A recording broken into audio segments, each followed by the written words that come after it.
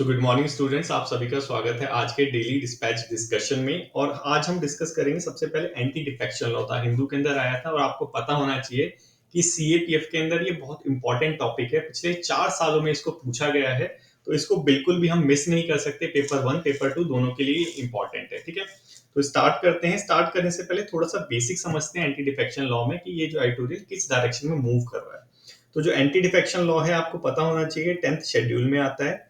कौन से शेड्यूल में आता है? 10th शेड्यूल के अंदर। इसको लाया गया था 52nd अमेंडमेंट के अंदर। 52nd अमेंडमेंट किया गया था हमारा 1985 के अंदर। क्यों लाया गया था? रीजन क्या है इसको लाने के पीछे? रीजन क्या था कि पोस्ट इंडिपेंडेंस इंडिपेंडेंस के बाद क्या हो रहा था कि जो हमारे लेजिस्लेचर्स हैं, हमारे एमपी एमएलए जो है फ्रीक्वेंटली पार्टी शिफ्ट कर रहे थे। कांग्रेस से बीजेपी गए, बीजेपी से जनता दल गए, आरजेडी गए, फिर दोबारा कांग्रेस में आ गए, फिर दोबारा बीजेपी में आ गए। तो ये सारा जो चक्कर था उस टाइम पे चल रहा था। इसको रोकने के लिए एक सॉल्यूशन चाहिए था। वो सॉल्यूशन था क्या? हमारा एंटी डिफेक्शन लॉ। ठीक है, अब इसके अंदर 4 मेजर्स दिए गए हैं, 4 यहाँ पे डिस्क्वालिफिकेशन दी गई है, जिसके अंदर किसी भी जो है हमारा लेजिस्लेचर है उसको डिस्क्वालीफाई किया जा सकता है। तो ये चारों आपको पता होनी चाहिए। ठीक है, पहली क्या है? पहली बेसिकली जो डिस्क्वालिफिकेशन है वो क्या कि अगर कोई एमएलए या अगर कोई एमपी अपनी मेंबरशिप से, यहाँ पे मेंबरशिप का क्या मतलब है? मेंबरशिप है यहाँ पे पॉलिटिकल पार्टी की। ठीक है, वो इलेक्ट हुआ है बीजेपी से या वो इलेक्ट हुआ है कांग्रेस से, तो वो कांग्रेस को अगर वॉलेंटरीली गिव अप कर देता है, अगर वो वॉलेंटरीली गिव अप कर देता है तो उसके ऊपर 10th शेड्यूल के अंदर एंटी डिफेक्शन लॉ लग जाएगा। वो डिस्क्वालीफाई हो जाएगा अपनी लेजिस्लेचर पद से। ठीक है, ये हो गया। दूसरा हो गया कि अगर वो विप के ऑर्डर के अगेंस्ट जाता है। विप क्या होता है बेसिकली?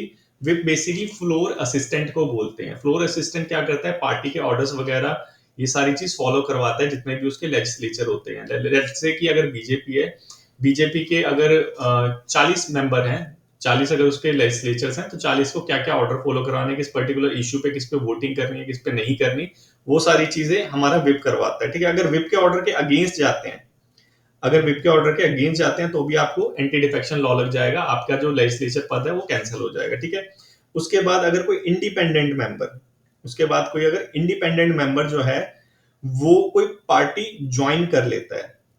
लेट से कोई निर्दलीय है, वो इलेक्ट हो गया, इलेक्ट होने के बाद वो सोचता है कि पार्टी ज्वाइन कर लूं, अच्छा मौका है, तो वहीं पे उसके 10th डिफेक्शन, ये जो है एंटी डिफेक्शन लॉ लग जाएगा, वो डिस्क्वालीफाई हो जाएगा। ठीक है, उसके बाद लास्ट जो कंडीशन है वो क्या?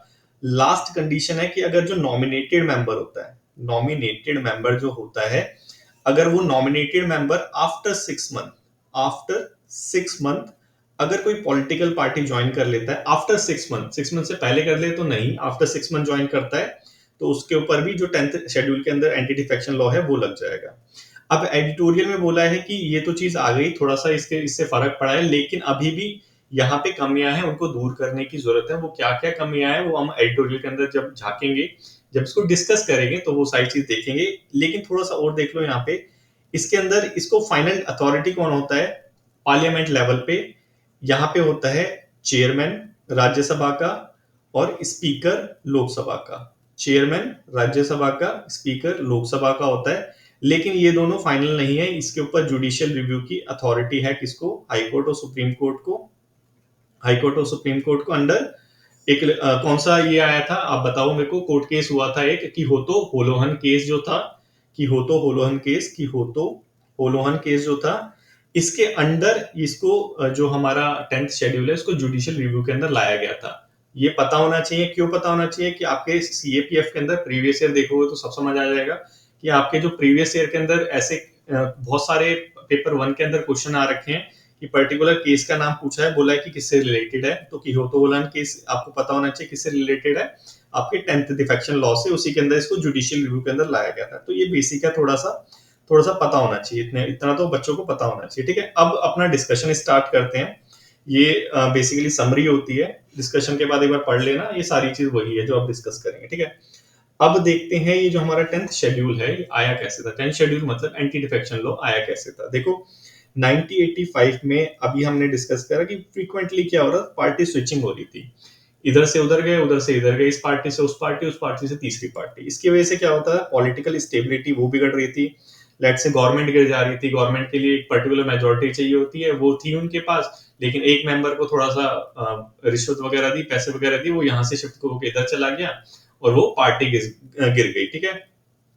पॉलिटिकल स्टेबिलिटी कहीं ना कहीं डगमगा रही थी, और जो डेमोक्रेटिक इंटीग्रिटी होती है कि for the people by the people वाली जो इंटीग्रिटी है, वो भी कहीं ना कहीं डगमगा रही थी कि हमने तो चुना था आपको प्रतिनिधित्व, आप बीजेपी के, हमसे वोट लेने के बाद आप तो कहीं और चले गए, तो हमारा वो जो by the people for the people वो कहाँ रह गया। तो डेमोक्रेटिक इंटीग्रिटी भी कहीं ना कहीं डगमगा रही थी। इन दोनों की वजह से हमें एंटी डिफेक्शन लॉ को लाना पड़ा, ठीक है। अब थोड़ा सा हिस्टोरिकल बैकग्राउंड भी देख लेते हैं, ठीक है। पोस्ट इंडिपेंडेंस यही सारी चीज हो रही थी। हमारे बहुत जो फेमस जो एमएलए हुए थे वो थे गया लाल। गया लाल 1960 में, गया लाल जी ने तो एकदम ही हद कर दी थी। उन्होंने क्या करा, मल्टीपल टाइम्स एक सिंगल डे में उन्होंने इतनी ज्यादा पार्टी चेंज कर ली थी कि उस टाइम में एक स्लोगन आ गया था कि आया राम गया राम, ये सारी चीज हो गई थी। तो इसके बाद महसूस हुई कि भाई कुछ होना चाहिए, कि ऐसे अगर आया राम गया राम जैसे 10-15 और एमएलए हो गए तो चल गया हमारा देश, चल गया हमारा स्टेट। तो इसके बाद एनेक्ट हुआ हमारा 52nd अमेंडमेंट एक्ट आया राजीव गांधी गवर्नमेंट के टाइम पे, और 10th शेड्यूल के अंदर हमारा जो ये आया एंटी डिफेक्शन लॉ, ठीक है। इसके अंदर बेसिकली क्या है, वही जो अभी आपको कंडीशन बताई, वॉलंटरी अगर कोई गिव अप कर देता है मेंबरशिप से, मेंबरशिप मतलब एक पर्टिकुलर पॉलिटिकल पार्टी की मेंबरशिप से, तो उसको डिस्क्वालीफाई कर देंगे, और विप के ऑर्डर को डिनाई कर देता है, तो ठीक है। दो कंडीशन हमने एक्स्ट्रा पढ़ रखी है, यहाँ पे सिर्फ दो बताई है एडिटोरियल में। वेरी गुड, ठीक है। अब देखते हैं इनिशियल लूप होल्स क्या क्या थे इसके अंदर, ठीक है। देखो इनिशियल लूप होल क्या थे, कि जब ये एक्ट आया था, ये जब एंटी डिफेक्शन लॉ आया था बेसिकली, इसके अंदर स्प्लिटिंग अलाउड थी। स्प्लिट्स स्प्लिट्स मतलब कि अगर 1/3 मेंबर, लेट्स से अगर किसी पॉलिटिकल पार्टी में 30 मेंबर है, ठीक है।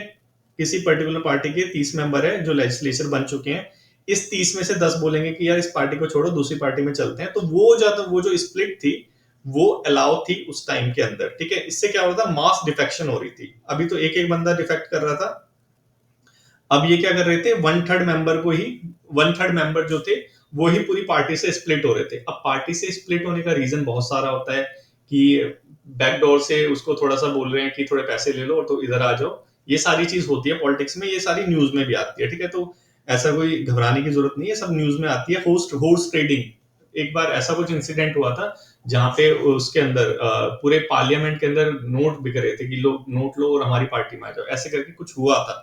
आप सर्च मारेंगे तो मिल जाएगा, ठीक है। तो वो सारी चीज हो रही थी उस टाइम में, तो उसको रोकने के लिए अब इस स्प्लिटिंग को भी हमें कुछ ना कुछ कर्व करना था। सॉरी अभी गला ठीक नहीं हुआ मेरा। तो इस स्प्लिटिंग को भी ठीक करना था, तो 91st अमेंडमेंट दोबारा आया। तो आपको पता होना चाहिए कि जो हमारा 10th शेड्यूल है ये अमेंड हो चुका है, ठीक है।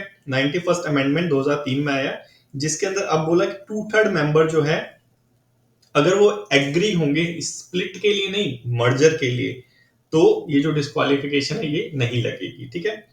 ये आपने अभी पढ़ा कि जो 2/3 मेंबर है, अगर वो एग्री होते हैं किसी पर्टिकुलर पार्टी में मर्ज होने के लिए, तो जो हमारी ये जो एंटी डिफेक्शन लॉ है ये नहीं लगेगा। 91st अमेंडमेंट 2003 में आ गया था।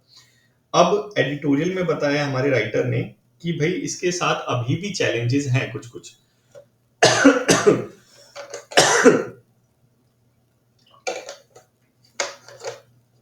बताया कि अभी भी इसके साथ चैलेंजेस है कुछ कुछ। वो क्या चैलेंज है थोड़ा सा हम देख लेते हैं, ठीक है। इस चैलेंजेस को देखते हैं।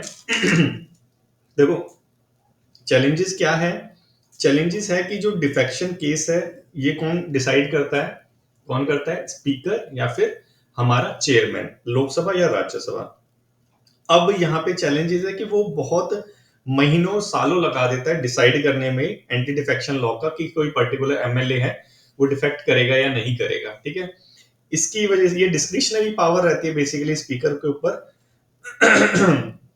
कि कोई टाइम लिमिट नहीं रहता स्पीकर के ऊपर कि कितने टाइम के अंदर उसको डिफेक्ट करना पड़ेगा, उसको डिसीजन लेना पड़ेगा। उसकी वजह से इस लॉ का मिसयूज हो जाता है कहीं ना कहीं।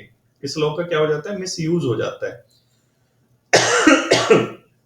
कि पर्टिकुलर टाइम लिमिट नहीं है हमारे पास मतलब स्पीकर को किसी पर्टिकुलर टाइम लिमिट के ऊपर डिसीजन नहीं लेना, तो उसकी वजह से वो क्या करता है, डिले करता रहता है। लेट्स से एक एक एग्जांपल लो, लेट्स से कोई particular party x x party है वो रूलिंग पार्टी है, ठीक है, एक्स पार्टी रूलिंग है, तो रूलिंग पार्टी का ही जो अपना वो होता है चेयरमैन, चेयरमैन बोल रहा हूं मैं, स्पीकर, ठीक है, स्पीकर रूलिंग पार्टी का ही जहां तक रहता है, वैसे जरूरी नहीं है लेकिन मैक्सिमम टाइम रूलिंग पार्टी का ही होता है।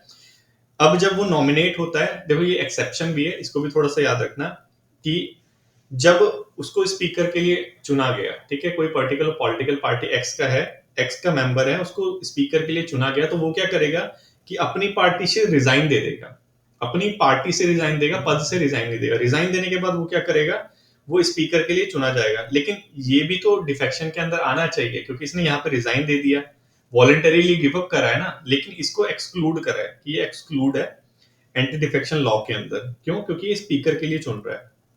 अब लेट से कोई वाई पार्टी का है, वाई पार्टी का कोई बंदा है, वो डिफेक्ट करके एक्स में आ रहा है, तो अब डिसीजन तो यही लेगा। अब ये क्या करेगा, ये डिसीजन को डिले कर देगा। अब जब ये डिसीजन को डिले करेगा तो क्या होगा कि इसका जो नॉमिनेशन है वो कैंसिल नहीं होगा, इनका टेन्योर पूरा हो जाएगा। तो यही चीज यहाँ पे करिए कि इसकी वजह से इसका मिसयूज हो रहा है कहीं ना कहीं। समझ आया? ठीक है। अब एक इशू ये आ गया कि उनके ऊपर टाइम लिमिट नहीं है, फाउंडेशन नहीं है, जो इसके डिसाइडर हैं, जो डिसीजन लेने वाले हैं, स्पीकर या चेयरमैन। दूसरा इशू है ट्रांसपेरेंसी इशू। विप जो होता है, जो विप मैंने बताया था, असिस्टेंट ऑफ द फ्लोर होता है, पार्लियामेंट के अंदर असिस्टेंट होता है, वो डिसाइड करता है कि क्या क्या डिसीजन होंगे पर्टिकुलर पार्टी के। अब वो डिसीजन जो है वो कन्वे नहीं किया जाए किसी पर्टिकुलर मेंबर को, उसी पार्टी के, अगर वो कन्वे नहीं किया जाए ढंग से, तो वो उस पर डिसीजन कैसे लेगा? नहीं लेगा तो उसको बोलेंगे कि इसने क्या करा है, इसने पार्टी के जो रूल्स थे उसके अगेंस्ट चला गया, इसको डिफेक्ट कर दो, इसको भगाओ यहाँ से, इसका नॉमिनेशन कैंसिल कर दो लेजिस्लेटर का। तो ये सारी चीज यहाँ पे बताइए, और एडिटोरियल में ये भी डिस्कस किया है इन दो प्रॉब्लम के साथ साथ कि विप विप जो इशू करते हैं उसमें ट्रांसपेरेंसी नहीं है। स्पीकर और जो हमारे चेयरमैन है राज्यसभा के, ये डिसाइड करते हैं, इस पे टाइम लिमिट नहीं है। इन दो की वजह से इश्यूज आ रहे हैं एंटी डिफेक्शन लॉ को अप्लाई करने में। इसके साथ साथ अभी हमने देखा कि होतो होलन केस में जुडिशियल इंटरवेंशन हुआ था, कि इसको जुडिशियल रिव्यू के अंदर आ गया था। लेकिन एडिटोरियल में बताया कि यूजुअली क्या करते हैं जो कोर्ट वगैरह है, वो अवॉइड करते हैं 10th शेड्यूल के अंदर केस को लेने के लिए। क्यों? क्योंकि लेजिस्लेचर की ऑटोनॉमी होती है, उसको भी मेंटेन करना होता है। ठीक है। तो अब यहाँ पे हमारे जो राइटर हैं वो कुछ अमेंडमेंट प्रपोज करते हैं कि ऐसे ऐसे करके कुछ हमें करना चाहिए, सॉल्यूशन लाना चाहिए। तो पहला वो सजेस्ट करते हैं, और यही सजेशन आप अपना ऐसे राइटिंग में भी लिख सकते हैं। समझे आप? तो इसको ध्यान से देखना। सजेस्ट करते हैं कि अगर ये प्रॉब्लम है कि स्पीकर या चेयरमैन पे टाइम लिमिट नहीं है, तो टाइम लिमिट लगा दो। यहाँ पे उन्होंने बोला कि 4 वीक की, 4 हफ्तों की, 7 चौक 28 डेज की टाइम लिमिट होनी चाहिए। ठीक है, 28 डेज के अंदर डिसाइड करके आप अपना डिसीजन ले लीजिए।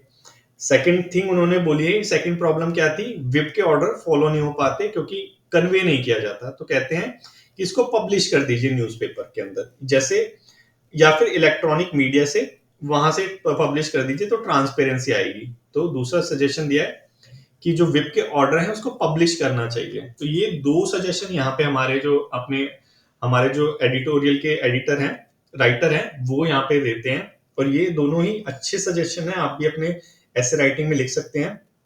फिर सुप्रीम कोर्ट का एक ऑर्डर यहाँ पे है, आया था कि केशराम Megha Chandra Singh versus speaker case आया था मणिपुर लेजिस्लेचर का। केशराम मेघा चंद्र सिंह केशराम मेघा चंद्र सिंह वर्सेस स्पीकर। इसके अंदर जो हमारा कोर्ट है, कोर्ट ने बोला था कि स्पीकर और हमारे जो चेयरमैन है, इनके ऊपर पावर रहती है डिसाइड करने के लिए। तो उन्होंने बोला कि इसकी जगह हम एक ट्रिब्यूनल भी, इंडिपेंडेंट ट्रिब्यूनल भी बना सकते हैं, जो एंटी डिफेक्शन जो केस है उसको, उस पर डिसीजन ले, ठीक है, उसका निर्णय करे। तो यहाँ पे एडिटोरियल में जो हमारे राइटर हैं उन्होंने इसका तो सपोर्ट नहीं करा, बोले कि पार्लियामेंट की भी कुछ इंटीग्रिटी होती है, उसको अपहोल्ड किया जाना चाहिए। तो ये जो केस है, केशम मेघा चंद्र सिंह वाला केस, इसके अंदर जो सजेस्ट दिया है उसको इम्प्लाई करना जरूरी नहीं है हमें। ये जो रिकमेंडेशन दी है स्पीकर ने, अगर इसको अप्लाई करेंगे तो जो प्रॉब्लम्स हमें फेस करने को मिल रही है कॉन्स्टिट्यूशन के साथ, जो हमारे 10th शेड्यूल के अप्लाई के साथ, एंटी डिफेक्शन के साथ, वो ठीक की जा सकती है। क्योंकि ये केस को अप्लाई करना मतलब कि पार्लियामेंट की इंटीग्रिटी को कहीं ना कहीं एक दाग पहुंचाना है कि पार्लियामेंट सही से काम नहीं कर रहा है, इसलिए हम यहाँ पे इंडिपेंडेंट ट्रिब्यूनल लेके आए हैं। तो यहाँ पे इसको तो इन्होंने अवॉइड करा है सजेस्ट करने के लिए। तो यही सारी चीज यहाँ पे डिस्कस की गई है। इसके साथ ही इस एडिटोरियल के अंदर कुछ कमेटी के रिकमेंडेशन थे जो 10th शेड्यूल में जो हमारा एंटी डिफेक्शन लॉ आता है, एंटी डिफेक्शन लॉ आता है, उसको अप्लाई करने से रिलेटेड है। तो आपको इसके बारे में पता होना चाहिए, इसलिए मैंने इसको अलग से रखा है कि लेट्स से कि अगर वहां पे 3-4 कमेटियों के नाम दे दिए और बोला कि कौन सा जो है 10th शेड्यूल से रिलेटेड है या एंटी डिफेक्शन लॉ से रिलेटेड है, तो आपको पता होना चाहिए कि ये कमेटी ने रिकमेंडेशन दी है। जैसे दिनेश गोस्वामी कमेटी की रिपोर्ट आई थी, उन्होंने रिकमेंडेशन दिया था 10th शेड्यूल से रिलेटेड। हशमी अब्दुल हलीम कमेटी की रिपोर्ट थी, उन्होंने दिया था। लॉ कमीशन ऑफ इंडिया की 170th रिपोर्ट और 255th रिपोर्ट, इसने रिकमेंडेशन दिया था। National commission to review the working of the constitution of India 2002, इसने रिकमेंडेशन दिया था। और हासिम अब्दुल हलीम कमेटी की रिपोर्ट ये 2003, मतलब 2 बार इन्होंने रिकमेंडेशन दिया था। तो ये सारी कमेटीज को थोड़ा सा याद कर लेना, क्योंकि ऐसे प्रीवियस ईयर में क्वेश्चंस आए हैं, तो आने की संभावना रहती है, क्योंकि ये न्यूज़पेपर में है, ये न्यूज में है, इंपॉर्टेंट है, ठीक है। तो इसको थोड़ा सा याद करना है, कौन कौन सी कमेटीज है वो इससे रिलेटेड है। और लास्ट में बस यही कहा है कि अगर हम एक्चुअल में अगर अपने मोटिव को अगर अलाइन करना चाहते हैं वन नेशन वन इलेक्शन के साथ, तो हमें ये 10th शेड्यूल को अमेंड करने की जरूरत है, ठीक है। तो यही है एडिटोरियल। और आपको बेसिक थीम को समझना जरूरी है, क्योंकि न्यूज़पेपर में क्या होता है, बेसिकली आपको एक पर्टिकुलर टॉपिक दिया जाता है, तो आपको मल्टी डायमेंशनल अगर बनाना है अपने टॉपिक को, तो आपको बहुत सारे डायमेंशंस पता होने चाहिए। तो उनमें से एक ही 10th शेड्यूल का एक डायमेंशन है। क्या इसमें प्रॉब्लम है? पार्लियामेंट्री डेमोक्रेसी को एस्टेब्लिश करने में, पार्लियामेंट्री डेमोक्रेसी को अप्लाई करने में, ठीक है। तो ये प्रैक्टिस क्वेश्चन है, अगर आप प्रैक्टिस करना चाहें, लिखना चाहें इस पे, तो बहुत सही रहेगा, क्योंकि रिकॉल अच्छा हो जाता है।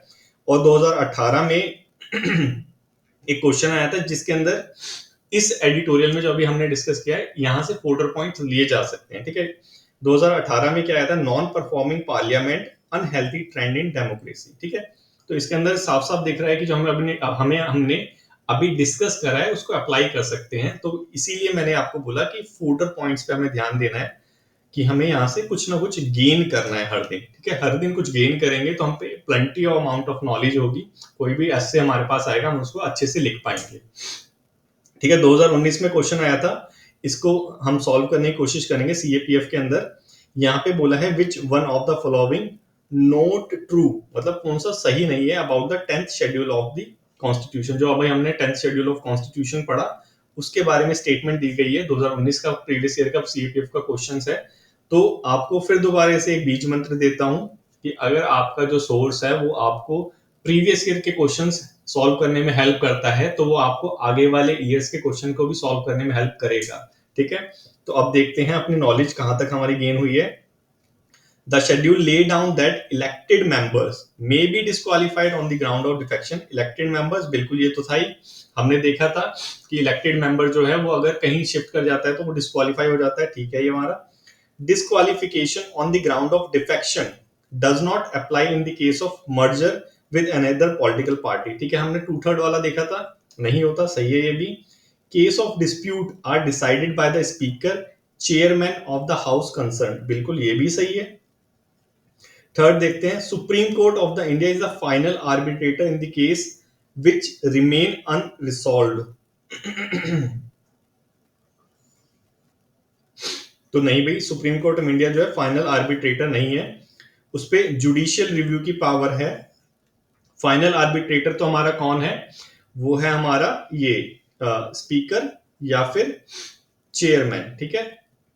इस पे जुडिशियल रिव्यू की पावर है, लेकिन फाइनल आर्बिट्रेटर नहीं है, ठीक है। आपको पता होना चाहिए। तो डी हमारा जो है रॉन्ग आंसर है, हमारा आंसर डी है, ठीक है। अब चलते हैं नेक्स्ट आर्टिकल की तरफ, एनएचआरसी में। ये भी बहुत ज्यादा इंपॉर्टेंट आर्टिकल है। क्यों इंपॉर्टेंट है? क्योंकि इससे भी रिलेटेड, एनएचआरसी से भी रिलेटेड प्रीवियस ईयर्स में बहुत सारे क्वेश्चंस हैं, तो इसको भी हम मिस नहीं कर सकते। न्यूज़पेपर में क्या है, न्यूज में थोड़ा सा देख लेते हैं। न्यूज में है the national human right commission on Friday issue notice, कि जो हमारा एनएचआरसी है उसने अभी नोटिस इशू किया है आंध्र प्रदेश गवर्नमेंट को कुछ सुसाइड से रिलेटेड केस है। 13 ईयर ओल्ड गर्ल थी, क्लास 8 की, प्राइवेट स्कूल में, जिसने सुसाइड कर लिया। तो बेसिकली जो न्यूज है एज सच इतनी इंपॉर्टेंट नहीं है, लेकिन किस कॉन्टेक्स्ट में है, एनएचआरसी कॉन्टेक्स्ट में, वो इंपॉर्टेंट है। ठीक है, तो इसको थोड़ा देख लेते हैं, थोड़ा सा कंपोजिशन देख लेते हैं एनएचआरसी का, क्योंकि यहां से डायरेक्ट क्वेश्चन थे। देखो इस एरिया से क्वेश्चन आया था कि चेयरमैन कौन होता है एनएचआरसी का, रिटायर्ड कौन, चीफ जस्टिस ऑफ इंडिया, और इस पोर्शन से क्वेश्चन आया हुआ है प्रीवियस ईयर में, तो इसको मिस नहीं करना। मेंबर कौन होता है, देखो वन मेंबर रहता है, एक जज होना चाहिए सुप्रीम कोर्ट का, या फिर जो मेंबर होता है वो चीफ जस्टिस होना चाहिए हाई कोर्ट का। ठीक है, सेकंड स्टेटमेंट हमने पढ़ ली। ये कंपोजिशन है एनएचआरसी का, तो आपको थोड़ा सा इसको अच्छे से याद करना है, अच्छे से एकदम रट लेना है। ठीक है, चेयरमैन कौन होता है, रिटायर्ड होता है, chief justice of India. Member one कौन होता है, या तो वो जज हो सुप्रीम कोर्ट ऑफ इंडिया में, या फिर वो चीफ जस्टिस हो हाई कोर्ट में, तो उसको मेंबर एनएचआरसी का बना सकते हैं। थर्ड, थ्री मेंबर्स होते हैं, वो कौन होते हैं, थ्री मेंबर्स जिनको नॉलेज हो ह्यूमन राइट से रिलेटेड मैटर्स में, और एटलीस्ट वन जो हो वो कौन हो, वुमेन हो। ठीक है, ये क्वालिफिकेशन हमने देख ली। फोर्थ देखते हैं डीम्ड मेंबर, मतलब एक्स ऑफिशियो मेंबर्स भी होते हैं एनएचआरसी के, और यहां से भी क्वेश्चन आया था एक बार प्रीवियस ईयर में, तो ये भी एरिया इंपॉर्टेंट है। ये पूरा जो बॉक्स है ये MMU है, मोस्ट मोस्ट आई इंपॉर्टेंट है, मोस्ट इंपॉर्टेंट है, और आपको ये बुक्स में नहीं मिलेगा, इस चीज का ध्यान रखना। मैंने बहुत ही इसको डिस्टिल करके दिया है आपको, बहुत छान छान के दिया है। बुक्स के अंदर बहुत सारा डेटा है, वहां पे कंफ्यूज हो जाओगे, तो इसको बिल्कुल मिस मत करना। डायरेक्ट क्वेश्चन है, इस एरिया से क्वेश्चन आया था, इस एरिया से क्वेश्चन आया था, इस एरिया से क्वेश्चन आया था। तो यहाँ पे इसका एक्स ऑफिशियो मेंबर कौन होता है, देखो डीम्ड मेंबर है chairman below the national commission. Minority national commission का वो इसका एक्स ऑफिशियो होता है, शेड्यूल कास्ट वाला, शेड्यूल ट्राइब वाला, वुमेन वाला, प्रोटेक्शन ऑफ चाइल्ड राइट वाला, बैकवर्ड क्लास वाला, और पर्सन विद डिसेबिलिटी वाला। तो ये सारे लोग कौन होते हैं, इसके एक्स ऑफिशियो होते हैं। इनके जो कमीशंस है ये एक्स ऑफिशियो मेंबर होते हैं एनएचआरसी के। ठीक, कौन कौन, माइनॉरिटी देखो कितने हो गए, 3 हो गए, 3 6 7, 7 मेंबर कौन होते हैं, एक्स ऑफिशियो होते हैं। माइनॉरिटी हो गया, एसटी एससी हो गया, देखो माइनॉरिटी हो गया, एसटी एससी हो गया, ओबीसी हो गया, उसके बाद हो गया वुमेन हो गया, चाइल्ड हो गया, और डिसेबिलिटी हो गया। ठीक है, याद हुआ कौन कौन, देखो माइनॉरिटी, एससी एसटी, ओबीसी, फिर वुमेन और चाइल्ड और डिसेबिलिटी। ठीक है, ऐसे करके याद कर लेना। इसके जो नेशनल कमीशन वाले हैं वो सब इसके मेंबर होते हैं। उसके बाद अपॉइंटमेंट इसकी पैनल होती है, कि ऐसा तो नहीं है कोई भी अपॉइंट कर देगा, अपॉइंट तो बेसिकली प्रेजी करता है, प्रेसिडेंट करता है, लेकिन इसकी जो रिकमेंडेशन वाली पैनल होती है, जो सिलेक्शन कमेटी होती है, इसके बारे में भी आपको पता होना चाहिए। ऑल्सो यहाँ से क्वेश्चन नहीं आया है, लेकिन ये पता होना चाहिए। ठीक है, क्या पता इस बार इस यहाँ से आ जाए। ठीक है, तो ये प्रेसिडेंट अपॉइंट करता है, सिलेक्शन कमेटी को, सिलेक्शन कमेटी क्या होती है कि सिलेक्ट करती है पर्टिकुलर पर्सन को, कि ये नॉमिनेट होगा इस एनएचआरसी के लिए, उसका नाम जाएगा प्रेसिडेंट के पास, प्रेसिडेंट उसको नॉमिनेट करेगा। तो सिलेक्शन कमेटी में पीएम रहते हैं, स्पीकर रहता है लोकसभा का, यूनियन होम मिनिस्टर होते हैं, डिप्टी चेयरमैन होता है राज्यसभा का, और अपोजिशन लीडर होता है बोथ हाउस का। ध्यान देना, यहाँ पे बोथ हाउस लिखा हुआ है, एक सिंगल नहीं लिखा हुआ। कौन कौन होता है, पीएम होता है, स्पीकर होता है लोकसभा का, डिप्टी चेयरमैन होता है लोकसभा का, यूनियन होम मिनिस्टर होता है, और अपोजिशन लीडर होता है बोथ हाउस का। ठीक है, फिर नेक्स्ट आता है स्ट्रेंथ और टेन्योर। देखो यहां से फिर क्वेश्चन आया था प्रीवियस ईयर में, इतना इंपॉर्टेंट है कि देखो हर सेक्शन से क्वेश्चन आ रखा है, कितनी बार आ रखा है एक बार देख लेना, 4 से 5 बार एनएचआरसी पे क्वेश्चन आ रखा है। तो चेयरमैन जो होता है वो 5 साल के लिए होता है, 5 मेंबर चेयरमैन। देखो स्ट्रेंथ कितनी होती है, 6 लोगों की स्ट्रेंथ है चेयरमैन, और 5 मेंबर, 6 लोगों की स्ट्रेंथ है, कितने साल के लिए नॉमिनेट होते हैं, देखो 3 साल या 70 साल रिटायरमेंट एज, 3 या 70, मतलब 3 साल के इनका टेन्योर होता है, या फिर अगर 3 साल से पहले उनकी एज 70 साल की हो जाती है तो उनको रिटायर होना पड़ता है। ठीक है, हमने कल सुप्रीम कोर्ट का देखा था, सुप्रीम कोर्ट का बताओ कितना होता है, 65, कमेंट करो। अब कमेंट क्या करोगे, मैंने खुद ही बता दिया, 65 ईयर्स होते हैं सुप्रीम कोर्ट की रिटायरमेंट एज। यहाँ पे एनएचआरसी की 70 है। ठीक है, अब थोड़ा सा और देख लेते हैं, इस एरिया से भी क्वेश्चन आया था प्रीवियस ईयर में, आपको याद, आपको पता होना चाहिए कौन कौन से एरिया से क्वेश्चन आता है, क्योंकि ये टॉपिक बहुत इंपॉर्टेंट होते हैं। ठीक है, एनएचआरसी, एनएचआरसी एक स्टैट्यूटरी बॉडी है, protection of human right act 1993, इसके अंदर इसको एस्टेब्लिश किया गया था। देखो बच्चे, इसको हल्के में मत लेना, ये बुक्स में नहीं है, ठीक है, बुक्स में ये बिल्कुल मिलेगा नहीं आपको, तो यहाँ पे आपको बहुत ज्यादा ध्यान देना है। ह्यूमन राइट इंडिपेंडेंटली काम करता है, बेसिकली वॉच डॉग होता है ह्यूमन राइट रिलेटेड मैटर्स में। कौन से राइट को ये लुक आउट करता है? देखो, life, right to life, dignity, liberty और इक्वालिटी। बेसिकली हमारे जो फंडामेंटल राइट्स है उनको कहीं ना कहीं ये वो करता है, मॉनिटर करता है, लुक ओवर करता है कि ये जो सारे हमारे राइट्स है ये आपको प्रोवाइडेड है या नहीं है, ठीक है। Guaranteed bye constitution of India, वही सारी चीज, इंटरनेशनल कन्वीनियंट, ये सारी चीज जो अभी मैंने बोली कि हमारे फंडामेंटल राइट्स को प्रिवेंट करता है, वो सारी चीज प्रिवेंट मतलब बचाता है कि अगर कोई व्योलेट करता है, एनएचआरसी यहाँ पे एक आपको नोटिफिकेशन इशू कर देता है, वहां पे एक एडवाइजरी इशू कर देता है। जैसे यहाँ पे देखा था हमने, इसको एक इशू नोटिस इशू कर दिया था बेसिकली आंध्र प्रदेश को कि कुछ पर्टिकुलर सीन होता है तो उसमें वो क्लैरिफिकेशन मांगता है।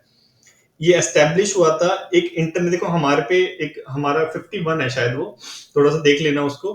उसके अंदर हम पे बाउंडेशन होती है कि हमारे जो कन्वेंशन होते हैं उनको अप्लाई करना होता है। तो ये जो हमारा एनएचआरसी है, इसको हमने Paris principle of human right 1991 जो अडॉप्ट की थी, और ये यूएन का जो यूएन ने भी endorse by the UN, UN ने भी इसको एंडोर्स किया था। इसको बेसिकली इसके कॉम्प्लियंस में हमने एनएचआरसी को एस्टेब्लिश किया था। एनएचआरसी का जो हमारा उद्घाटन है, जो उद्भवन है, जो इसका उत्पत्ति है, बेसिकली एस्टेब्लिशमेंट जो है एनएचआरसी का, वो Paris principle of human rights 1991 के अंतर्गत हुआ है, ठीक है। इसको हमें कॉम्प्लियंस करना था, इसको अप्लाई करना था, इसलिए यहाँ पे हुआ है। इसको एंडोर्स भी करा था यूएन ने, ये यहाँ पे बताया गया है। तो बेसिकली यही यहाँ पे इंफॉर्मेशन दे रखी है, जो मेन थी वो यहाँ की थी, ठीक है।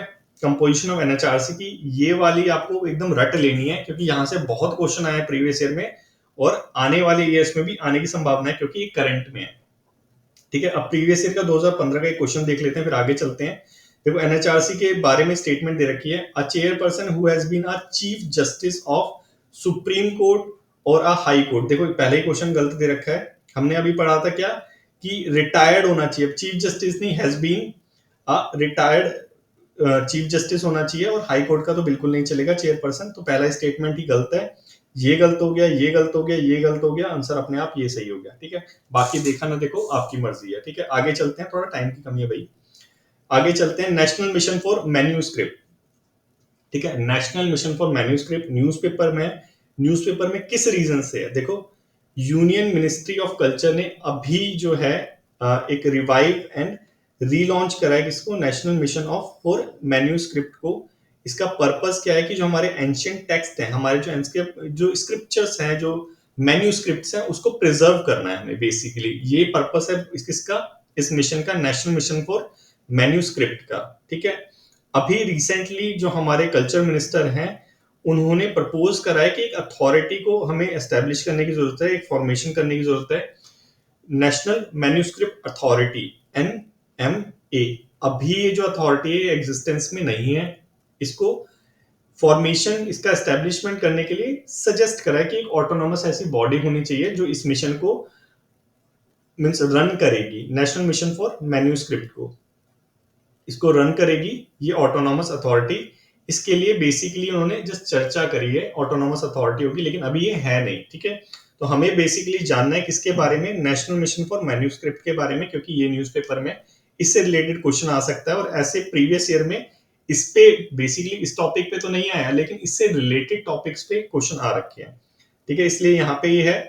तो 2003 में ये जो मिशन है हमारा, नेशनल मिशन फॉर मैन्यूस्क्रिप्ट, ये लॉन्च किया गया था।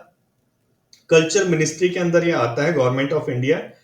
गोल क्या है इसका, प्रिजर्व करना और डिजिटलाइज करना, बेसिकली प्रिजर्व करना और डिजिटलाइज करना, दो इसके गोल हैं। प्रिजर्व करना, प्रिजर्व कैसे करेंगे, वो अपना साइंटिफिक मेथड लगा लोगों के, प्रिजर्व करेंगे, डिजिटलाइज करेंगे, उसको स्कैन वगैरह करके उसकी एक वो बनाएंगे, मेगा डेटाबेस बनाएंगे, जहां पे हम ऑनलाइन ये सारे स्क्रिप्चर्स जो है देख पाएंगे। मिनिस्ट्री ऑफ कल्चर की साइट पे जाके देखोगे तो आपको ये दिख जाएगा, ठीक है। प्रिजर्विंग एंड डिजिटलाइजेशन, ये दो बेसिकली इसके टास्क हैं। और आपको पता है कि जो पुरानी हमारी राइटिंग थी वो पान के पत्तों पे, क्लोथ्स पे, और जो हमारी छाल होती है उन पे लिखी जाती थी, तो उनको प्रिजर्व करने के लिए और उनको डिजिटलाइज करने के लिए ये हमारा जो NMM है, नेशनल मिशन फॉर मैन्यूस्क्रिप्ट ये आया है, मिनिस्ट्री ऑफ कल्चर लेके आई है, ठीक है। ऑब्जेक्टिव्स इसके क्या क्या है, वही जो हमने अभी डिस्कस किया है, वही सारे इसके ऑब्जेक्टिव है। डॉक्यूमेंटेशन एंड कैटलॉगिंग इसके ऑब्जेक्टिव है। अभी तक 52 लाख मैन्यूस्क्रिप्ट जो है वो प्रिपेयर्ड कर लिए हैं, वो हमने कैटलॉग कर लिए हैं, डॉक्यूमेंटेशन हो चुका है और अभी भी काम चल रहा है। डिजिटलाइजेशन की बात करें तो 3 लाख से ज्यादा जो हमारे मैन्यूस्क्रिप्ट्स हैं सॉरी वो डिजिटलाइज हो चुके हैं। कंजर्वेशन की बात करें तो 9 करोड़ से ज्यादा जो हमारे मैन्यूस्क्रिप्ट है वो कंजर्व किए जा सके और अवेयरनेस ट्रेनिंग भी इसमें दी जाती है, ठीक है। तो बेसिक चीज आपको पता होनी चाहिए कौन से मिनिस्ट्री के अंदर आता है, क्या बेसिक काम होता है। अब एक क्वेश्चन है, इस क्वेश्चन को आप अटेंड करना चाहें तो कर सकते हैं। मैं आपको बताता हूँ, नेशनल मिशन फॉर मैन्यूस्क्रिप्ट जो है इसका प्राइमरी पर्पस क्या है। देखो हमने देखा था क्या, डिजिटलाइजेशन और कंजर्वेशन, दो पर्पस है। अब देखो डिजिटलाइजेशन कहाँ लिखा है, ये लिखा हुआ है, तो यही आंसर होगा। प्रिजर्व प्रमोट करना आर्ट फॉर्म को नहीं, लिटरेचर को एनकरेज करना नहीं, नेशनल लाइब्रेरी खोलना नहीं, पहला ए आंसर है इसका हमारा, ठीक है। तो ऐसे करके थोड़ा सा याद रखेंगे, डीसी हमारा एमएम से रिलेटेड है। शॉर्टकट में थोड़ा याद रखना और थोड़ा फ्रीक्वेंटली रिवाइज करना, तो हमेशा दिमाग में बैठ जाएगा। और आपको सुन के बहुत ही खुशी होगी कि लास्ट टाइम हमने इसी दिन 24 तारीख या 25 तारीख को हमारा जो लक्ष्य था मैगजीन थी उसको रिलीज किया था। उसका जो अपना सेकंड एडिशन है, मतलब कि अक्टूबर की जो मैगजीन है वो आज पब्लिश हो जाएगी शाम तक। तो आप उसको उसका भी लुत्फ उठा सकते हैं। उसमें जो प्रीवियस ईयर बोले या मतलब कि प्रीवियस मंथ, ये जो अभी मंथ चल रहा है अक्टूबर का, इससे रिलेटेड जितनी भी करंट अफेयर के इश्यूज थे वो सारे उसमें कवर हैं। और सबके लिंकेजेस कहां से हैं, पीवाईक्यू प्रीवियस ईयर क्वेश्चन से सबके लिंकेजेस है, मतलब सब प्रीवियस ईयर क्वेश्चंस आ रखे हैं उस टॉपिक पर्टिकुलर रिलेटेड। तो इसको मिस मत करना क्योंकि बहुत इंपॉर्टेंट है आपको 2025 में बहुत सारे क्वेश्चन वहां से मिलेंगे। अब चलते हैं अपने थर्ड आर्टिकल की तरफ, बायो ई3 इनिशिएटिव। ये क्या चीज है बायो ई3 इनिशिएटिव? देखो इसरो और डीबीटी डिपार्टमेंट ऑफ बायोटेक्नोलॉजी, इन दोनों ने मिलकर एक एग्रीमेंट किया है। बेसिकली एग्रीमेंट क्या है कि बायोटेक्नोलॉजी को इंडिया में बढ़ावा देना है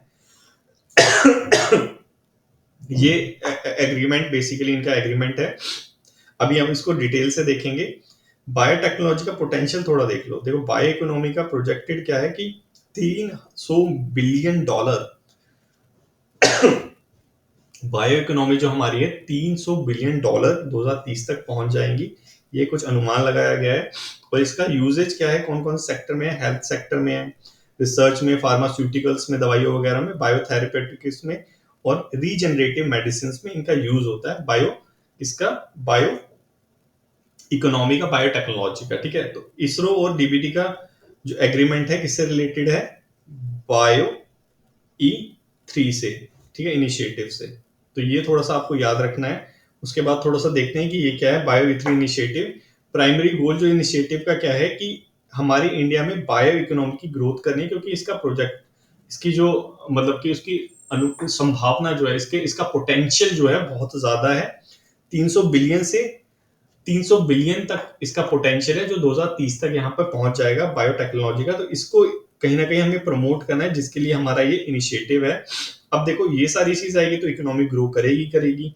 बायोटेक्नोलॉजी का पोटेंशियल जब $300 बिलियन का है, जब ये इसके लिए हमने इनिशिएटिव लिया है जो है हमारा बायो ई3 इनिशिएटिव, अब जब ये आएगी तो हमारी इकोनॉमी ग्रो करेगी, एम्प्लॉयमेंट जनरेशन होगा ही होगा और एनवायरमेंट सस्टेनेबिलिटी भी आएगी। कुछ इसके कंपोनेंट देख लेते हैं जो इंपॉर्टेंट है। बायो मैन्युफैक्चरिंग, कि बायो से रिलेटेड जो हमें प्रोडक्ट है वो बनाने हैं, फार्मास्यूटिकल्स वगैरह, दवाइयों वगैरह में जो यूज होता है। इकोली होता है, इकोली एक बैक्टीरिया होता है जिसको हम दवाइयों वगैरह में यूज करते हैं। इंसुलिन में इसका यूज होता है। तो ये सारी चीज क्या, यही तो है बायोटेक्नोलॉजी। यही तो है बायोटेक्नोलॉजी। इकोली इंसुलिन में यूज होता है, तो यही सारी चीज यहाँ पे बायो मैन्युफैक्चरिंग करेंगे, बायो बेस्ड प्रोडक्ट बनाएंगे। बायो मतलब जीव के बेस्ड, जीव मतलब बैक्टीरिया हो गया, ये सारी चीजें बेस्ड जो हमारे लिए, ह्यूमंस के लिए अच्छी होती हैं, उससे रिलेटेड प्रोजेक्ट बनाएंगे। हेल्थ और रिसर्च करेंगे किस सेक्टर में, वही ड्रग और फार्मास्यूटिकल्स में।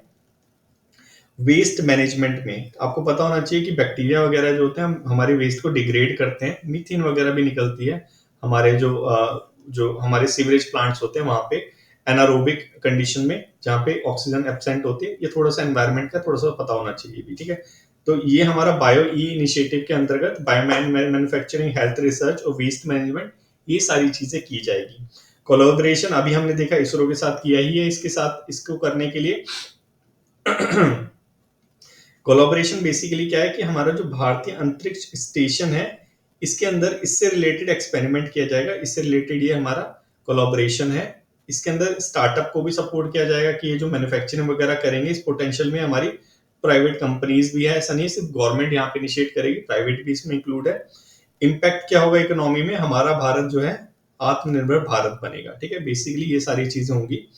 तो आपको सीएपीएफ के लिए इतना गहराई में जानने की जरूरत नहीं है। ये इनिशिएटिव किसका है, बस ये जान लीजिए क्या चीज है ये इनिशिएटिव, बस इतना बेसिकली जानना आपके लिए जरूरी है। क्या क्या रहेगा ये कंपोनेंट तक, बस इतना। इससे आगे आप जानना चाहें तो अच्छी बात है, क्योंकि ऐसे राइटिंग में इसका यूज हो सकता है। नहीं जानना चाहें तो यहाँ तक भी अपने आप को सीमित रखे तो आपका काम चल जाएगा। जैसे प्रैक्टिस अगर क्वेश्चन देखे तो प्रैक्टिस क्वेश्चन में बता रखा है कि in collaboration with which organisation does bio E3 initiative seeks to conduct experiment related to bio manufacturing. ये जो हमारा बायो E3 इनिशिएटिव है, ये बायो मैन्युफैक्चरिंग किस किस कोलैबोरेशन में ये सारी चीज करेगा, ठीक है। अभी हमने देखा था डीबीटी, ठीक है। डीबीटी किसके साथ करेगा, हमारा इसरो के साथ करेगा। तो हमारा ए आंसर हो गया, बाकी तीन हमारे गलत है। तो बस इतना ही याद रखना चाहिए आपको। इसके बाद थोड़ा सा इसका यूजेज क्या होता है, वो कंपोनेंट इसके कहाँ का कंपोनेंट थे वो हमने देख लिए थे, यहाँ पे एक बार रिवाइज कर लेना, ठीक है, आपके लिए अच्छा रहेगा। अब चलते हैं हमारे लास्ट आज की तरफ, प्रधानमंत्री मुद्रा योजना, ठीक है। अभी रिसेंटली क्या हुआ, हमारी जो फाइनेंस मिनिस्टर है निर्मला सीतारमण, इन्होंने प्रधानमंत्री मुद्रा योजना में 20 लाख तक इसका लोन कर दिया है कि एंटरप्रेन्योर जो है 20 लाख तक का लोन ले सकते हैं। प्रधानमंत्री मुद्रा योजना के अंदर अब 20 लाख तक का लोन लिया जा सकता है। तो आप बोलेंगे कि सर ये जो इकोनॉमी है, इकोनॉमी में हमारे तो सिर्फ एनसीईआरटी वगैरह से आता है, इतना तो टफ आता नहीं है, ये सारी मुद्रा योजना ये नहीं आती। तो बच्चे एक बार प्रीवियस ईयर के क्वेश्चंस देख लो, ये आ रखा है क्वेश्चन, ठीक है। प्रधानमंत्री मुद्रा योजना से ही क्वेश्चन आ रखा है। तो अब हम थोड़ा सा देखेंगे, एक नई कैटेगरी इंक्लूड करिए, तरुण प्लस, जिसके अंदर 20 लाख तक का लोन दिया जाएगा। वही इस आर्टिकल के अंदर डिस्कस किया गया है। थोड़ा सा मुद्रा योजना के बारे में पता होना चाहिए कि जैसे हमारा जो था एनएचआरसी था, और हमारा जो फर्स्ट था एंटी डिफेक्शन लॉ, ये दोनों कंटिन्यू ईयर्स में पूछे गए थे। तो 2024 के अंदर ही प्रधानमंत्री मुद्रा योजना से क्वेश्चन आया था, क्या पता 25 में भी आ जाए, क्योंकि इसमें अभी रिसेंटली अमेंड हुआ है, ठीक है, अभी रिसेंटली अमेंड हुआ है, करंट में है तो आ सकता है। तो प्रधानमंत्री जो मुद्रा योजना है 2015 में आई थी। लाने का पर्पस क्या था कि जो एमएसएमई है उनको ग्रोथ देना, उनको पैसे देना। एमएसएमई के पास जब पैसे आएंगे तो क्या होगा, मैन्युफैक्चरिंग सेक्टर बनेगा। मैन्युफैक्चरिंग सेक्टर बढ़ेगा तो एम्प्लॉयमेंट बढ़ेगी, ठीक है। एम्प्लॉयमेंट बढ़ेगी, आत्मनिर्भर भारत बनेगा, ठीक है। तो ये लिंकेजेस आपको पता होने चाहिए, ठीक है। इसके अंदर क्या था, प्रधानमंत्री मुद्रा योजना जो 2015 में आई, इसके अंदर था कि आपको कोई कोलेटरल नहीं होना चाहिए। ऐसा नहीं है कि आपको कुछ लोन देना है तो आपको कुछ गिरवी रखना पड़ेगा, कि आपकी कंपनी के कागजात वगैरह गिरवी रखने पड़ेंगे, ऐसा कुछ नहीं है। कोई कोलेटरल नहीं देना, कोई क्रेडिट हिस्ट्री होनी नहीं चाहिए आपकी। ऐसे ही जाओ, ऐसे ही लोन मिल जाएगा। थोड़ी सी डॉक्यूमेंटेशन जो होती है, फॉर्मेलिटी होती है, वो पूरी करनी पड़ेगी, ठीक है। तो इसकी जो कैटेगरी है, कैटेगरी देख लेते हैं। शिशु कैटेगरी में 50,000 तक का लोन मिलता है, जो नए नए बिजनेसेस हैं उनको। किशोर कैटेगरी में 50,000 से लेके 5 लाख तक का लोन मिलता है, जो पहले से एस्टेब्लिश बिजनेस है उनको। तरुण कैटेगरी में 5 लाख से 10 लाख तक का लोन मिलता है, जो थोड़ा सा ज्यादा अमाउंट चाहते हैं बिजनेस के लिए, ठीक है। अभी तक यहाँ तक था, तरुण कैटेगरी तक हमारा था। अभी तरुण प्लस जो है ये ऐड हुआ है, ये वाला अभी ऐड हुआ है, ठीक है। आज का ही न्यूज़पेपर है तो आज ही ऐड हुआ है, ठीक है। तरुण प्लस कैटेगरी में क्या है कि 10 लाख से लेके 20 लाख तक का लोन मिल जाएगा आपको। कंडीशन क्या है कि पहले का जो बकाया है वो अच्छे से जमा करा रखा हो, तरुण कैटेगरी तक का, ठीक है। ऐसा नहीं है कि डिफॉल्टर हो रखे हो फिर मिल जाएगा। तो तरुण प्लस कैटेगरी ऐड हुई है, 20 लाख तक का, 10 से 20 लाख तक के बीच में लोन चाहिए तो तरुण प्लस में मिल जाएगा। कंडीशन है कि पहले वाला लोन चुका रखा हो। कोलेटरल की जरूरत है बिल्कुल नहीं, हमने बोला था कि कोई उधारी लेने के लिए कुछ आपके पास कागजात वगैरह नहीं होने चाहिए, कोई दुकान के कागजात गिरवी नहीं रख लें, जाओ और पैसे लेके आओ। क्रेडिट गारंटी देखो, अब बैंक तो पैसे दे देती है, अब आपसे कोलेटरल भी नहीं ले रही कि आपके बैंक के कागज भी नहीं ले रही, आपके घर के कागज गिरवी भी नहीं रख रही, तो वो आप पैसे लेके भाग गए तो कहाँ जाएगा बैंक? बैंक का तो नुकसान हो जाएगा ना, तो उसको क्रेडिट गारंटी देनी पड़ती है। कोई गवर्नमेंट की ही कोई एजेंसी है जो उसको क्रेडिट गारंटी देती है। वो कौन है? Credit guarantee fund for micro unit. CGFMU, इसने गारंटी दे रखी है बैंक को कि अगर वो भाग जाएगा तो मैं पैसे दे दूंगा। ठीक है, तो इसको भी थोड़ा सा याद रखना। ईज ऑफ एक्सेस है, अभी बताया कि कोलेटरल वगैरह की जरूरत नहीं है। कमर्शियल जो बैंक है SBI वगैरह वहां से ले लो, RRB बैंक से ले लो, कोऑपरेटिव बैंक से ले लो, माइक्रो फाइनेंस इंस्टीट्यूट जैसे उत्कर्ष वगैरह हो गए। उत्कर्ष क्या है? ये माइक्रो फाइनेंस इंस्टीट्यूट है, छोटे छोटे इंस्टीट्यूट है जो पैसे वगैरह देते हैं बिजनेस बनाने के लिए। तो वहां से आप लोन ले सकते हो। तो ऐसा नहीं है कि ये कमर्शियल बैंक से ही रिस्ट्रिक्टेड नहीं है, अदर बैंक से भी ले सकते हो। बस यही सारी चीज यहाँ पे बताई गई है। और पेपर 1 के लिए बेसिकली ये है, पेपर 1 के लिए इकोनॉमी से रिलेटेड कुछ आ जाता है तो इसको फोल्डर पॉइंट में पेपर 2 में यूज कर लो। कि अभी रिसेंटली हमारी जो फाइनेंस मिनिस्टर है, उन्होंने एंटरप्रेन्योर्स को बढ़ावा देने के लिए, बिजनेस को बढ़ावा देने के लिए, मैन्युफैक्चरिंग को बढ़ावा देने के लिए तरुण प्लस कैटेगरी को लेके आई है। ठीक है, तो पेपर 1 और पेपर 2 दोनों के लिए फोल्डर आपके इकट्ठे हो रहे हैं, आपकी नॉलेज बिल्ड हो रही है। अब एक क्वेश्चन देखते हैं और आज का जो हमारा डिस्कशन है वो एंड करते हैं, क्योंकि आज ये आखिरी है। इसके बाद हम अब कल देखेंगे। ठीक है, क्योंकि इसके बाद अब न्यूज़पेपर में ऐसा इतना कुछ इंपॉर्टेंट था नहीं। तो 2024 में आया था, मैंने अभी बताया था आपको। पूछा है कि कौन सा करेक्ट नहीं है, नॉट करेक्ट, सही नहीं है कौन सा। 2015 में लॉन्च हुआ था, अभी याद करो 2015 में हुआ था। हाँ, हमने पढ़ा था 2015 में हुआ था। अब ये बोल रहा है कि ये जो लोन है 15 लाख तक देता है, कि ये देखो 15 लाख वाला तो आज ही आया है। 10 से 20 लाख वाला ये तो आज ही आया ना, आज के एडिटोरियल में, आज के न्यूज़पेपर में 10 से 20 लाख तक का तरुण प्लस में। तो ये 15 लाख तक लास्ट ईयर में कैसे हो सकता है? ये गलत है, बी हमारा आंसर हो गया। ठीक है, बाकी देखना चाहो तो देख लो। नो असिस्टेंट नो कोलेटरल बिल्कुल सही है।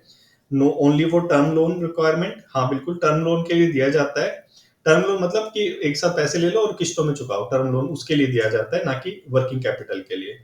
तो इसी के साथ हमारा जो आज का डेली डिस्कशन है वो एंड होता है। आई होप आपको, आपने बहुत इंजॉय करा होगा, आपको अच्छे से समझ आया होगा। दिमाग में जाने के लिए थोड़ा सा आपको लेमन लैंग्वेज में पढ़ना पड़ता है।